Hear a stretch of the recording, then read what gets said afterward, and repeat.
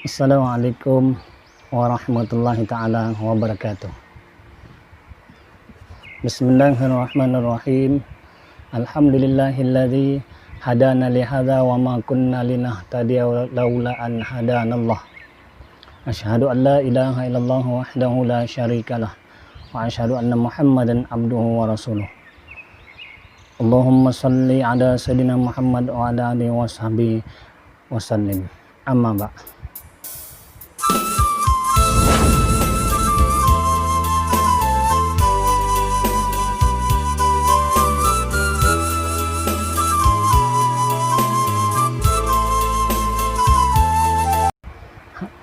Alhamdulillah. Terlebih dahulu marilah kita sama-sama menjadikan kesyukuran, setinggi-tinggi kesyukuran kita kepada Allah Subhanahu wa taala. Kerana dengan limpah rahmatnya, inayahnya, dengan izinnya, pada kali ini kita bertemu lagi dalam Jazbah Channel. Terima kasih kepada mereka yang setia mengikuti Jazbah Channel. Saudara-saudari, tuan-tuan, puan-puan, abang-abang, kakak-kakak, adik-adik semua, pada kali ini kita berkongsi lagi ilmu yang datang daripada Allah SWT, disampaikan kepada Rasulullah Sallallahu Alaihi Wasallam yang terkandung dalam ajaran Islam itu, yang sebenarnya kita tak dapat celok setiap hari pun. Banyak sangat ilmu itu, ya, yang sebenarnya ilmu itu terlalu luas. Yang kita belajarnya hanyalah sedikit saja, ibarat lautan, baru setitik ataupun baru sampai di bawah paras bekulali kaki kita saja. Hebatnya ajaran Islam ini.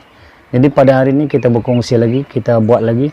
Moga-moga tuan-tuan, puan-puan, abang-abang, kakak-kakak, adik-adik dalam keadaan ceria, sihat selalu. Dan moga-moga kita semua ni dengan izin Allah, barakah Rasulullah Sallallahu Alaihi Wasallam, kita terhindar dari segala wabak-wabak yang sedang melanda kini. Ya, insya-Allah itulah harapan kita. Jadi saudara-saudari yang dikasihi sekalian, Bismillahirrahmanirrahim. Bismillahirrahmanirrahim. Bismillahirrahmanirrahim. Inilah yang kita akan bincangkan pada kali ini, yaitu kelebihan fadilat membaca Bismillahirrahmanirrahim. Ya, pada kelebihan fadilat membaca Bismillahirrahmanirrahim. Kita dengar macam biasa, mungkin kita dah tahu. Ya betul, mungkin dah biasa kita tahu setengah kita, tapi adakah kita sudah mengamalkannya? Adakah sudah menjadi pekerjaan kita setiap hari? Kerana Rasulullah Sallallahu Alaihi Wasallam ada bersabda, ya, setiap pekerjaan yang baik yang tidak dimulai dengan membaca basmalah, yakni bismillah, maka terpotong ataupun berkuranganlah berkatnya. Ya, artinya maksudnya bahawa sesuatu pekerjaan, perbuatan yang baik tanpa dimulakan dengan bacaan basmalah, bismillahirrahmanirrahim, maka ianya akan terputus dari rahmat Allah. Nampak? Walaupun pekerjaan itu baik sekalipun, tidak ada bismillahirrahmanirrahim, maka kata Rasulullah SAW, terputus daripada rahmat, tak dapat barakah. Tetapi barang siapa yang mengistiqamahkan, menjadikan amalan lazimnya, kebiasaannya, sehingga istiqamah dia membaca bismillahirrahmanirrahim semata-mata kerana Allah, maka dalam setiap pekerjaannya, jika dia istiqamah, maka Allah akan pusakakan dia ataupun dianugerahkan dia kebajikan di dunia dan juga di akhirat, dan dilepaskan daripada siksa dunia dan siksa akhirat. Nampak? Itu baru sekali kita baca dan kita amal semua hidup kita, bahkan cakap sehingga akhir hayat kita, itulah amalan kita, Bismillahirrahmanirrahim. Mereka yang mengamalkan Bismillahirrahmanirrahim, istiqamah dalam semua pekerjaannya, maka dia pun dipusakakan kebajikan di dunia dan dipusakakan kebajikan di akhirat. Kemudian ada juga satu hadis Rasulullah Sallallahu Alaihi Wasallam. Sebenarnya banyak hadis Rasulullah. Ini kita petik-petik saja, nanti takut terlalu panjang. Tapi apapun, bila kita baca Bismillahirrahmanirrahim, insya-Allah kita akan dapat seperti mana yang disebutkan oleh Rasulullah SAW, dapat kebaikannya, kebajikannya dan pahalanya. Dalam sebuah hadis Rasulullah SAW ada juga menyebut, ma min abdin yaqulu Bismillahirrahmanirrahim illa amarallahu ta'ala al-kiramal katibin ayyaktubu fi diwanihi 400 hasanah. Maksudnya, ya, tiada seseorang hamba yang mengucapkan basmalah, yakni bismillahirrahmanirrahim, kecuali Allah SWT memerintahkan para malaikat yang bertugas mencatat amal manusia untuk mencatat dalam buku induknya, buku kebajikannya sebanyak 400 kebajikan. Nampak saudara-saudari sekalian, Allah bagi pencatat kebaikan kita, di sebelah kanan kita malaikat yang mencatat kebaikan kita. Sekali baca bismillahirrahmanirrahim mendapat 400 kebajikan. Nampak tu, 400 pahala kebajikan. Baru baca sekali. Hai, kalau kita tak juga nak amalkan bismillahirrahmanirrahim, malanglah kita. Ya, kita agama yang bersih, yang suci, yang murni ini, tak nak kita baca bismillahirrahmanirrahim, maka malanglah kita. Ya, rugilah kita. Jadi pada hari ini kita kongsikan kebaikan-kebaikan, fadilat-fadilat bismillahirrahmanirrahim sebahagiannya. Sebenarnya terlalu banyak. Ya, terlalu banyak. Ada diceritakan dalam kitab Jami'ul Fawaid, ya, karangan Syekh Daud bin Syekh Abdullah Al-Fatani. Diceritakan dalam kitab tu, dikabarkan tak ada seorang pun manusia masuk ke dalam rumahnya, tak ada seorang pun manusia bila dia nak masuk ke dalam rumahnya tanpa membaca bismillahirrahmanirrahim, dia bila masuk ke rumahnya akan diikuti oleh syaitan. Siapa saja kita, bila kita masuk ke rumah tidak membaca bismillah dan tidak memberi salam, maka kita akan diikuti oleh syaitan. Syaitan akan ikut kita masuk ke dalam rumah kita. Kalau kita tidak memberi salam, tidak membaca bismillahirrahmanirrahim, salah satu bismillah ataupun memberi salam ataupun menyebut nama Allah, maka kita akan diikuti oleh syaitan. Dalam kitab lain, kalau tak silap saya, Ihya Ulumuddin, Imam Ghazali pun ada ceritakan syaitan yang bernama Dasim. Jangan bagi nama anak kita Dasim, itu nama anak syaitan tu. Syaitan ni nama dia Dasim, dia duduk di nun alang-alang pintu, ataupun bahasa lainnya di atas pintu lah. Di atas pintu dia bertenggek di situ, dia menunggu orang rumah itu, sesiapa saja yang di rumah itu, bila masuk tanpa baca bismillahirrahmanirrahim, tanpa memberi assalamualaikum, dia akan melompat masuk sama, bertenggek atas tengkuk orang yang masuk itu. Dan apa kerja dia? Syaitan Dasim ini, dialah yang menyebabkan porak-perandanya rumah tangga seseorang. Sebab apa? Sebab suami kita balik tak bagi salam, tak bagi bismillahirrahmanirrahim. Isteri balik tak bagi bismillahirrahmanirrahim. Anak-anak balik tak bagi bismillahirrahmanirrahim, tak bagi salam. Maka syaitan Dasim akan masuk, dia akan memporak-perandakan rumah tangga. Sehingga berlaku, kalau suami masuk, isteri tengok, masam je muka isteri, tengok muka suami. Kerana mungkin dia digambarkan oleh iblis, oleh syaitan, muka suami seolah-olah bertanduk, contoh. Seolah-olah muka suami itu menyebabkan dia benci. Sebab syaitan Dasim ini, dia nak memporak-perandakan rumah tangga. Maka akhirnya bila susah-susah nanti tiba-tiba terus sangka buruk. Terus kata apa? Aku dibawa-bawa orang. Isteriku dibawa-bawa orang, diguna-guna orang. Dia dah mula benci aku. Asal aku balik dia benci. Asal aku balik dia tengok muka aku dia benci. Kita terus sangka buruk, tuduh orang guna. Sebenarnya tidak. Sangat-sangat tidak ada kena-mengena dengan guna-guna orang. Kita saja tidak mengamalkan ajaran Islam yang cantik itu. Ini ajaran Islam cantik. Disuruh kita baca bismillahirrahmanirrahim dalam setiap pekerjaan. Masuk rumah baca bismillah, keluar rumah baca bismillah, nak tidur baca bismillah. Bahkan mak cakap bagi mereka yang sedang berumah tangga nak berbual, lakukan, memulakan hubungan intim pun kena baca bismillahirrahmanirrahim. Kenapa? Dalam kitab juga disebut mereka yang suami isteri yang mau, bahasa dalam kitab disebut berjima ataupun melakukan hubungan intim suami isteri, bila mereka membaca bismillahirrahmanirrahim, sentuhan pertama mereka tidak akan didahului oleh iblis atau syaitan. Kenapa? Kerana kalau kita tak baca bismillahirrahmanirrahim, ditakuti syaitan mendahului. Bila dia mendahului menyebabkan kalau lahir anak itu cacat, anak itu kurang akalnya, anak itu nakal, anak itu apa orang kata sekarang dajjal perangainya. Begitu. Ini kelebihan bismillahirrahmanirrahim. Ya. Kemudian dalam kitab juga ada disebutkan kisah syaitan gemuk dan syaitan kurus. Ini bukan cerita dongeng, ya, bukan cerita kanak-kanak, tapi bolehlah kita bawa cerita ini kepada anak-anak kita untuk mereka mengambil iktibarnya. Syaitan gemuk dan syaitan kurus ni bertemu, mereka bersahabat. Satu ketika syaitan gemuk dan syaitan kurus berbual-bual, bersembang-sembang sesama mereka. Maka tiba-tiba syaitan gemuk bertanya kepada syaitan kurus, "Wahai syaitan kurus, kenapa engkau ni makin kurus? Kurus sangat engkau ni. Apa jadi engkau ni?" Maka syaitan kurus pun memberitahu. Ya, syaitan kurus pun memberitahu. "Aku ni," kata dia, "duduk di sebuah rumah orang Islam, orang beriman. Dia ni melakukan apa saja pekerjaan, dimulakan mesti dia baca bismillahirrahmanirrahim. Dia nak makan baca bismillahirrahmanirrahim, dia nak minum baca bismillahirrahmanirrahim, dia masuk rumah baca bismillahirrahmanirrahim. Bila dia masuk rumah baca bismillahirrahmanirahim, maka syaitan akan berkata, tiada jalan bagiku untuk masuk ke rumah ini. Begitu juga bila dia baca bismillahirrahmanirahim, ketika dia hendak makan, maka syaitan berkata, tiada makanan bagiku di rumah ini. Begitu juga bila dia membaca bismillahirrahmanirrahim, waktu dia nak minum, maka syaitan kata tiada minuman bagiku di rumah ini. Begitulah seterusnya, nak pakai baju, nak buka baju, nak masuk bilik air, nak keluar bilik air, dan apa saja. Kalau gitu mulakan dengan bismillahirrahmanirrahim, syaitan tidak ada peluang untuk mengambil kesempatan menyesatkan kita, menggoda kita, memperak-perandakan kita. Itulah sebabnya kata syaitan kurus tadi kepada syaitan, itu sebab aku lari daripada orang yang aku goda ni. Aku tak berjaya, aku tinggalkan dia, kerana itu sebab itu aku makin kurus. Maka ketawalah terbahak-bahak syaitan gemuk. Ha kata dia, kau tak seperti aku, kata dia. Maka syaitan kurus bertanya, wahai syaitan kurus gemuk, kenapa engkau pula makin gemuk?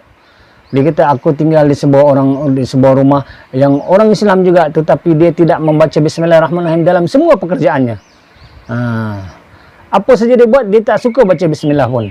Maka setiap dia tak baca bismillah, aku akan mengikuti, aku akan menyertai dalam setiap perbuatannya, hingga dia tidak dapat barakah dan aku makin gemuk. Dia makan, aku makan makanannya. Dia minum, aku minum minumannya. Dia berhubungan intim, menjimai isterinya, mak cakap, aku mendahuluinya. Sehingga lahirlah anak cacat, lahirlah anak yang kurang akal. Ini kisah syaitan gemuk dan syaitan kurus. Itulah bismillahirrahmanirrahim. Hebatnya kelebihan bismillahirrahmanirrahim. Kemudian satu kisah yang lain. Ini kisah mengenai datuk kita, Nabi Allah Adam alaihissalam. Berkaitan dengan bismillahirrahmanirrahim. Bila Nabi Allah Adam dan Siti Hawa, ya, moyang dan nenek-nenek moyang kita itu diturunkan, datuk dan nenek moyang kita diturunkan ke bumi setelah berjaya dipujuk rayu oleh iblis, ditipu oleh iblis. Ketika awal-awal turun ke bumi, semua sebenarnya di syurga Nabi Allah Adam dan Siti Hawa makan sedap-sedap, semua sedap, semua halal. Tapi bila mereka turun ke bumi, semua yang ada di bumi, tumbuhan dan makanan adalah racun dan membunuh Adam, dan boleh membunuh Siti Hawa. Maka susah hatilah Adam, di bumi dia tak boleh makan, tak boleh cari makan. Sehinggalah Allah mewahyukan kepada Nabi Allah Adam, bacalah oleh wahai Adam bismillahirrahmanirrahim.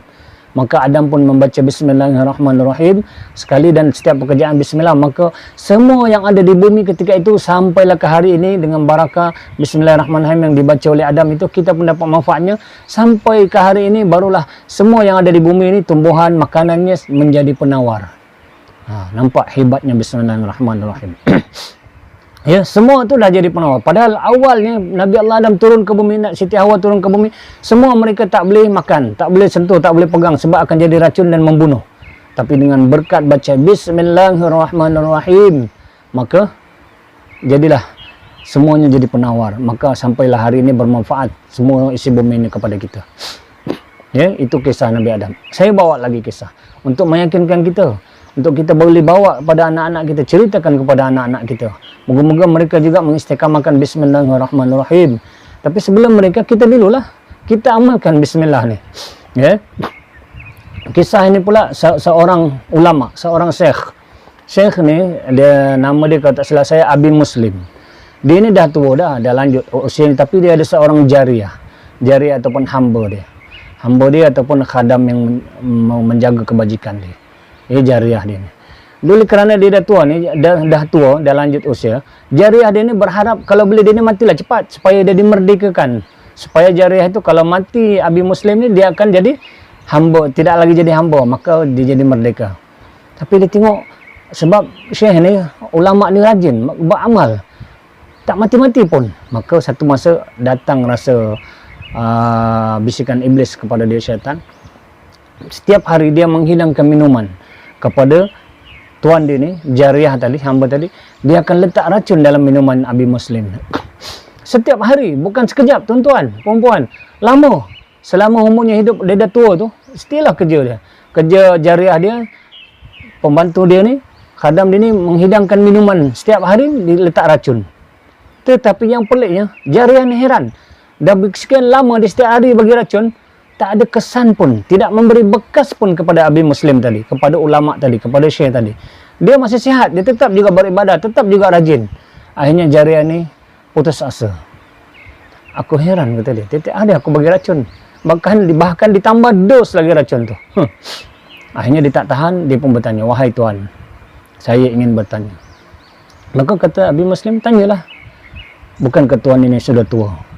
Ya, memang aku tahu, tapi tuan belum mati-mati lagi. Itu umur, kata dia, umur itu adalah anugerah Allah. Mati dan hidup itu kerja Allah. Tapi tuan, kata dia, sebenarnya saya mengaku bersalah, saya mohon maaf. Saya sebenarnya meracun, memberi tuan minum racun setiap hari. Tapi saya heran, kenapa racun yang saya bagi itu tidak berkesan, tidak memberi bekas apa-apa pada Tuhan. Tuhan masih hidup sampai hari ini. Mengikut kebiasaan, racun yang saya bagi ini, kalau bagi orang lain sudah lama mati. Tapi Tuhan tak mati-mati. Apakah rahsia Tuhan? Maka Tuhan dia kata, aku setiap kali minum, setiap kali makan, akan mendahului bacaan Bismillahirrahmanirrahim sebelum aku minum. Ingat tu. Abi Muslim kata, sebelum minum aku baca Bismillahirrahmanirrahim. Jadi, kalau kita nak terselamat daripada hasad dengki orang, daripada racun, apa saja kita sentuh, nak makan, nak minum, bacalah Bismillahirrahmanirrahim. Begitu juga nak masuk rumah ke mana ke, baca Bismillahirrahmanirrahim. Sebab ini cerita bukti. Bukti jariah itu meracun setiap hari pun, bukan sekali-sekala. Tak ada kesan juga. Begitu hebatnya hikmat Bismillahirrahmanirrahim. Itu kisah tu. Kemudian, saudara-saudari yang dikasih sekalian, sikit lagi saya nak cerita. Lepas tu saya akan pergi kepada amalkan Bismillahirrahmanirrahim dengan beberapa kelebihan dia. Sebenarnya banyak, tapi saya cuma ambil sedikit saja di sini, takut terlalu panjang. Bismillahirrahmanirrahim ini satu ketika Sayyidina Amru, kalau tak silap saya, Sayyidina Amru bin Mu'az atau Ma'ad, macam itulah nama dia, Sayyidina Amru. Dia menceritakan satu kisah. Sama juga seorang syekh yang agak sudah berumur, tapi dia ada seorang jariah juga. Jariah dia ni seorang wanita yang cantik rupawan. Maka satu ketika ada orang berjalan melihat syekh ini bersama jariah dia di tempat tinggalnya, di rumahnya. Maka terdetiklah di hati dua orang yang datang ke rumah itu, yang melihat itu, dia pun terdetik di hati, kita bunuh orang tua ni dan kita kahwini. Saya nak kahwin kepada jariahnya, kepada hambanya. Maka dia pun pergi ke jumpa orang tua tu, memberi salam, kemudian dia terus nak tikam orang tua tu. Maka dia orang pun berlawan. Dalam kitab disebut berhempas. Berhempas, berpulas ni macam bergusti lah. Bergelut, berlawan. Berlawan. Orang tua ni kuat pula. Dan setiap kali orang tua ni, syekh ni, dia akan kumat kamit bibirnya. Bila dia kumat kamit saja, dia akan dapat menangkap dan mengunci orang yang mau membunuhnya tadi. Menangkap dan mengunci dia, dan dia duduk di atas, orang tu terbaring, dia akan duduk di atas. Dia akan duduk di atas, terus orang tua ni punya baik, dia kata, kalau engkau nak makan, kalau engkau nak minum, aku bagi. Kau makan dan minum, lepas tu pergilah. Tak perlulah engkau bunuh aku. Maka orang tu pun minta maaf, baiklah maafkan aku tak nak makan, tak nak minum, tapi maafkan aku. Okey, dimaafkan dan dilepaskan. Bila lepaskan, orang muda ni geram, dia tak tahu. Sambil dia berjalan ke depan, dia geram. Dalam hati dia, kenapa aku boleh kalah? Sedangkan dia dah tua, aku muda lagi. Aku gagah, perkasa. Dia berjalan 4-5 langkah sampai 7 langkah, dia patah balik, dia pandang orang tu, diserang lagi balik orang tu. Dia berhempas pula, dia bergelut lagi.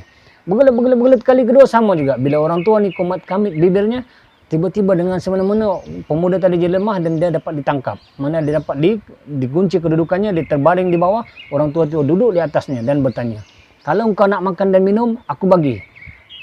Orang tu kata, maafkan aku. Aku minta maaf sangat-sangat. Aku maafkan engkau, tapi hendaklah engkau pergi dari sini. Dilepaskan, dia pun pergi. Pergi sama juga, beberapa langkah, dia patah balik, dia pusing, dia tak berhati, dia pergi serang lagi sekali. Kali ketiga, serang. Sama juga, bila orang tua ni berkumat kamit bibirnya, pemuda ni akan jadi lemah dan kalah. Dan dia dikunci. Kali ni, dia mohon maafkan aku, kali ni aku tak buat dah, aku tak buat. Tak boleh, kata syekh ni, yang datuk ni, okey, kali ni aku akan maafkan kau. Kalau kau nak makan minum, aku bagi, tapi dengan syarat. Aku nak cukur kepala kau. Botakkan kau. Sudah menjadi tradisi orang Arab. Kalau berlawan, sesiapa yang berjaya mencukur kepala seseorang tu, otomatik orang tu jadi hamba pada dia. Jadi jariah lah. Dan kemudian, sebenarnya pemuda tadi, bukan orang Islam. Dia belum Islam zaman tu, yang melawan dengan itu.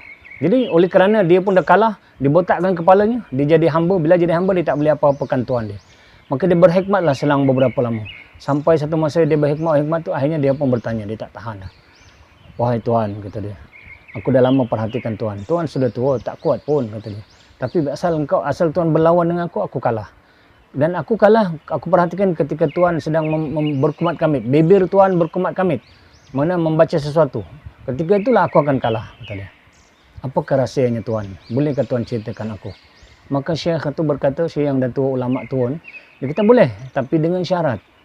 Aku akan ceritakan semuanya, tapi hendaklah engkau mengucap, mengaku tiada Tuhan melainkan Allah, bersaksi tiada Tuhan melainkan Allah dan bersaksi bahawa Muhammad itu adalah pesuruh Allah.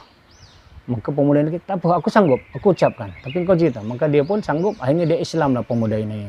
Dia mengucap asyhadu an la ilaha illallah wa asyhadu anna Muhammadar Rasulullah. Lebih kurang cerita. Bila dia dah Islam, barulah orang tua ni cerita.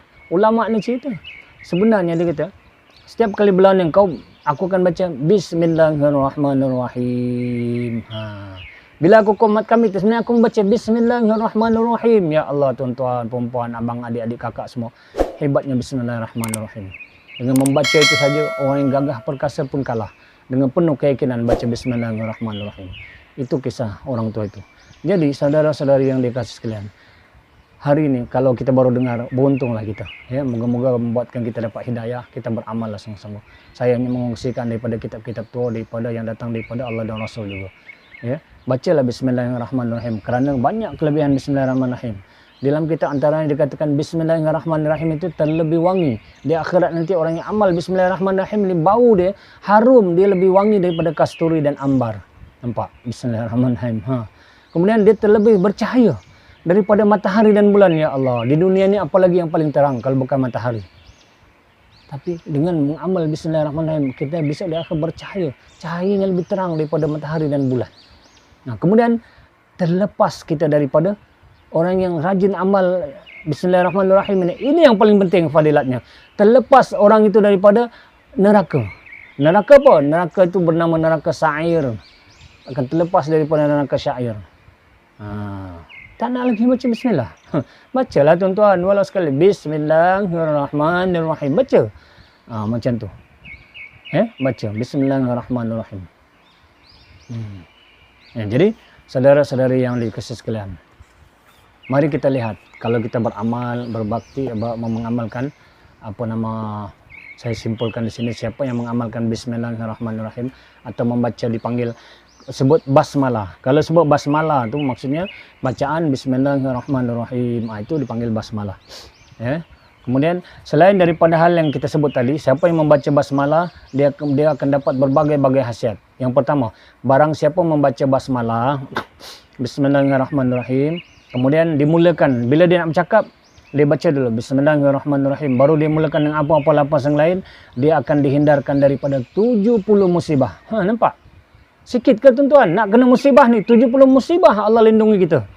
70 kecelakaan, 70 kesusahan, 70 penyakit. Penyakit akal dan bebal dilepaskan pada mereka yang suka membaca Bismillahirrahmanirrahim bila memulakan bicara. Amal, jangan tak amal dah dengar ni. Yang kedua, sesiapa yang membaca basmalah sebanyak 21 kali ketika hendak tidur, menjelang tidur, nescaya ia aman dan bebas daripada syaitan.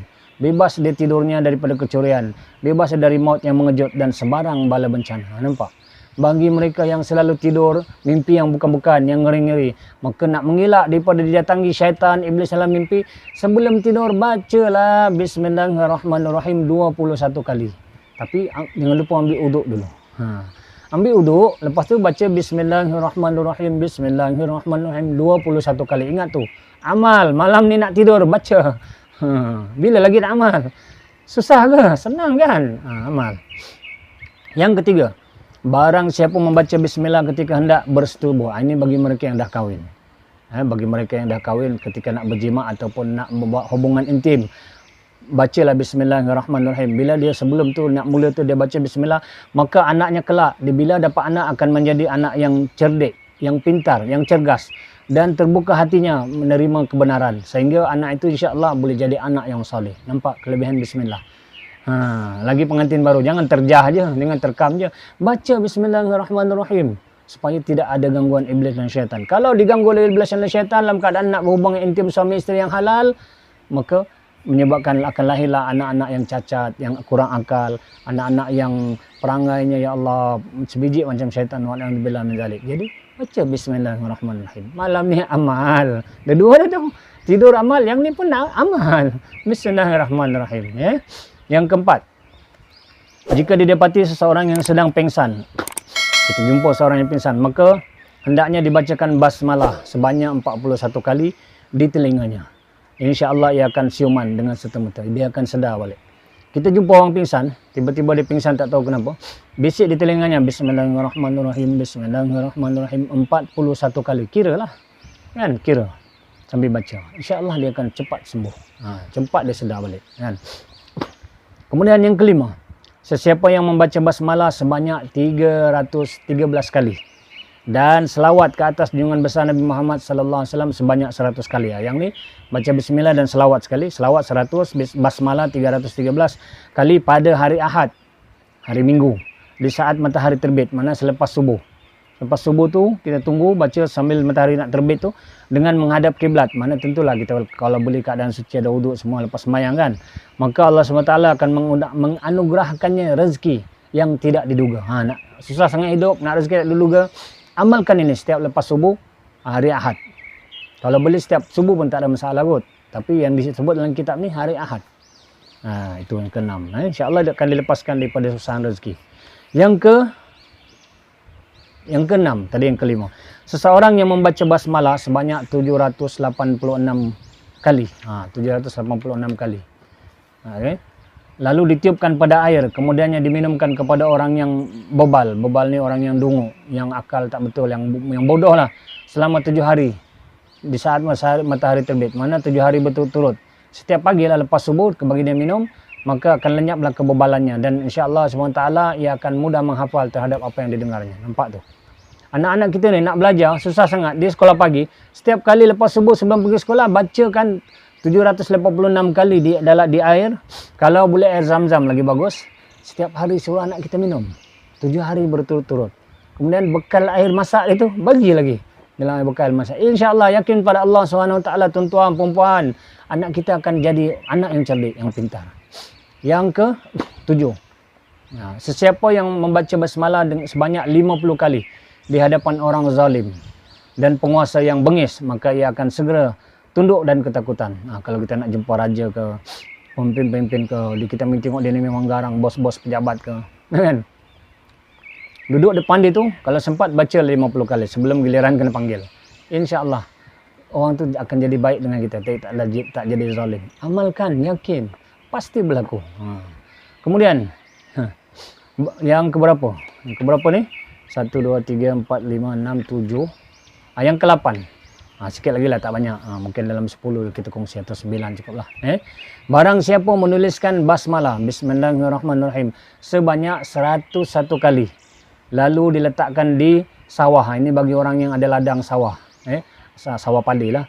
InsyaAllah akan menjadi subur dan terjaga dari sembarang bencana. Sawah padi kita dimakan tikus, sejauh manjang kan.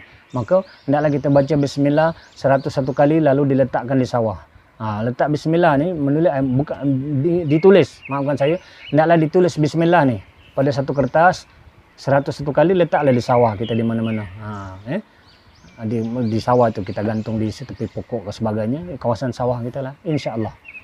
Yang ke-9, sesiapa yang mempunyai hajat kepada Allah, ini ada hajat khusus, maka sebaiknya dia berpuasa pada hari Rabu, Kamis dan Jumaat. Puasa 3 hari. Lepas tu kemudian pada hari Jumaat tersebut dia mandi sunat dan berwuduk. Mandilah sunat, mandi apa-apa sunat taubat sebagainya. Lalu berangkat untuk sembahyang Jumaat. Dia pergi, kalau laki-laki, lepas dia mandi Jumaat lah. Kalau hari Jumaat mandi sunat Jumaat, kemudian dia terus ke masjid. Lepas tu mandi tu ke masjid lah hari Jumaat kan. Kemudian bersedekah. Sambil itu dia bersedekah, lalu setelah sembahyang Jumaat dia berdoa. Dia doa lah, ada doanya, doa Bismillahirrahmanirrahim. Ini doa ni panjang. Ini kalau kita nak amal doa ini, nanti saya akan bagikan dia punya doa di sini ya. Jadi berangkat ke masjid, kemudian bersedekah semampunya, lalu setelah solat Jumaat dia berdoa dengan doa di bawah ini. Maka insya-Allah apa yang menjadi hajat pasti akan dikabulkan oleh Allah Subhanahu wa taala dengan segala keizinan dan keagungan Allah. Adapun doa yang dimaksudkan adalah seperti mana berikut. Nanti saya akan tuliskan di nanti saya akan lampirkan di sini ya. Bismillahirrahmanirrahim. Allahumma inni as'aluka bismika bismillahirrahmanirrahim. Alladzi la ilaha illa huwa alimul ghaibi wasyahadati huwar rahmanur rahim. Wa as'aluka bismika bismillahirrahmanirrahim. Alladzi la ilaha illa huwal hayyul qayyum la ta'khudhuhu sinatun wa la nawm. الذي الذي ملأت عظمته السماوات والأرض وأسألك باسمك بسم الله الرحمن الرحيم الذي لا إله إلا هو عنت له الوجود وخضعت له الرقاب وخشعت له الأبصار ووجلت القلوب من خشيته وذرفت منه العيون أن تصلي وتسلم على سيدنا محمد وعلى آله وصحبه وأن تعطيني hajati wa antaqri hajati wa hiya titik-titik mana bacalah hajat kita. Begitu. Nah, ini dibaca. Kalau kita ada hajat-hajat yang betul-betul kita nak baca. Kemudian barang siapa nak laris perniagaannya, maka hendaklah dibaca Bismillahirrahmanirrahim 1000 kali. Dikasatkan, diniatkan kepada produk-produk itu. Apa barang produk yang kita nak jual tu, baca Bismillahirrahmanirrahim setiap malam. Bangun malam, solat hajat 2 rakaat, menghadap kiblat, baca Bismillahirrahmanirrahim, Bismillahirrahmanirrahim 1000 kali. InsyaAllah makbul. Cukuplah, dah banyak sangat kan. Moga-moga kita dapat amalkan. Saya cerita banyak-banyak pun satu benda kita tak amal tak guna juga kan. Jadi alhamdulillah, moga-moga apa yang kita kongsi ini memberi manfaat kepada kita bersama lah. Yang memberi manfaat kepada kita bersama, lebih-lebih lagi memberi hidayah kepada kita. Kemudian saya pesan sikit di hujung-hujung, memanglah Bismillahirrahmanirrahim ini banyak khasiatnya, tapi eloklah juga kita sertakan dengan niat yang ikhlas. Kita jangan kerana dengar ni baru kita amal, baguslah, tapi ikhlaskan niat kita kerana Allah SWT. Bukan kerana Bismillahirrahmanirrahim kerana kita nak supaya hajat-hajat kita itu saja, bukan. Kita bacalah, tanda kita ikhlas, kita istiqamahkan. Buatlah apa saja Bismillahirrahmanirrahim, Bismillahirrahmanirrahim. Kecuali di dalam tandas jangan baca secara kuat. Dalam tandas baca dalam hati je. Sebab tandas tempat yang tak mulia, kita tak boleh menyebut nama Allah dengan kuat. Tapi dalam hati boleh. Bismillahirrahmanirrahim dibacalah dalam hati. Jadi itu saja kali ini. Semoga ada manfaatnya. Salah dan silap itu adalah kelemahan saya. Terima kasih kepada yang menyokong, yang terus melihat, terus mengikuti Jazbah channel ini. Moga di masa-masa akan datang kita berkongsi lagi dan kita semua dapat manfaatnya. InsyaAllah. Saya akhiri dengan aqulu qawli hadza wa astaghfirullahal azim li wa lakum wa lisa'il muslimin fa yafuzul mustaghfirin wa ya najatul ta'ibin. Kita akhiri dengan baca tasbih kifarah dan surah wal asr. Subhanallah wa bihamdihi. Subhanakallahumma wa bihamdika asyhadu an la ilaha illa anta wa nastaghfiruka wa natubu ilaik. Bismillahirrahmanirrahim. Wal asr innal insana lafi khusr illa alladhina amanu wa amilus solihati wa tawasaw bil haqqi wa tawasaw bis sabr. Assalamualaikum warahmatullahi taala wabarakatuh.